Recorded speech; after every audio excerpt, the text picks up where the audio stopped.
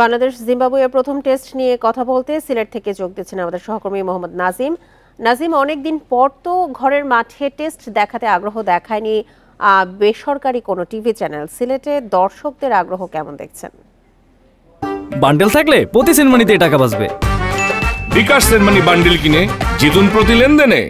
Zimbabwe বলে কিন্তু সবাই অনেকটা হালকা ভাবে নিচ্ছে, কিন্তু আসলে জিম্বাবুয়ে যদি আমরা একটু তুলনা করি, যে পরিসংখ্যানের কথা যদি আমরা একটু বিবেচনা করি, সেখানে কিন্তু বাংলাদেশ একটা ম্যাচ জয়ে একটু এগিয়ে আছে। কারণ 18টা টেস্ট খেলা হয়েছে বাংলাদেশ এবং জিম্বাবুয়ের মধ্যে, যেখানে বাংলাদেশ জিতেছে 8টি এবং জিম্বাবুয়ে 7টি।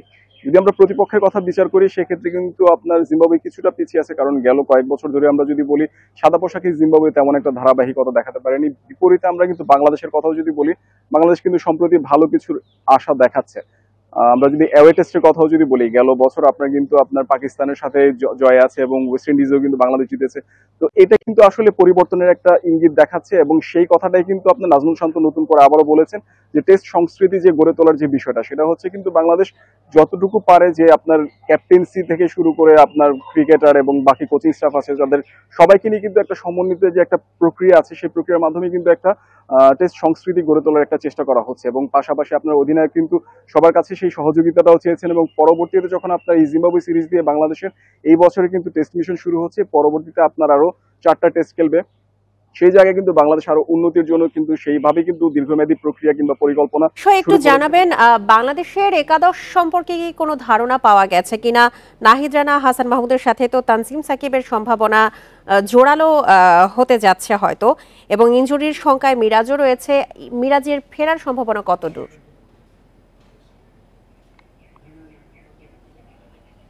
মিরাজকে নিয়ে যদি একটু বলি, আমি সকালে যখন এসেছিলাম তখন হয়তো মিরাজকে নিয়ে অনেকেই জল্পনা কল্পনা ছিল, যেটা হচ্ছে যে মিরাজ আসলে কালকে খেলতে পারবেন কিনা। তবে সব সংখ্যা কাটিয়ে যতটুকু আমরা দেখেছি যে ব্যাটিং কিন্তু তিনি ব্যাটিং সেশনে মোটামুটি ভালো সময় কাটিয়েছেন, ব্যাটিং করেছেন লম্বা সময়। তো আসলে আঙ্গুলের যে চোটের কথা যেটা ছিল হয়তোবা অনেকটাই সেরে গেছে, তেমন একটা গুরুতর তেমন কিছু না। হয়তো আমরা কালকে মিরাজকে দেখতে পাবো জিম্বাবুয়ের বিপক্ষে। এবং পাশাপাশি যদি আমরা পেস ইউনিট নিয়ে যেতে বলি, যেটা হচ্ছে যে নাহিদ রানাকে নিয়ে অনেক আলোচনা হচ্ছে, এবং পাশাপাশি আপনার হাসান মাহমুদ অবধারিতভাবেই তিনিও থাকবেন জিম্বাবুয়ের বিপক্ষে। কিন্তু পাশাপাশি যে তৃতীয় পেসার হিসেবে কে থাকবেন, সেইখানে কিন্তু আপনার তানজিম সাকিবের নামটা বারবারই উঠে আসছে, কারণ আপনার অভিষেকের অপেক্ষায় আছেন তিনি।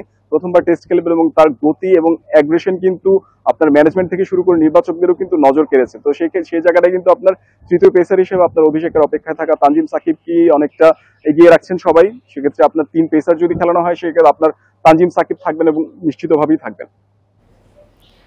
নাজিম, আপনাকে অসংখ্য ধন্যবাদ।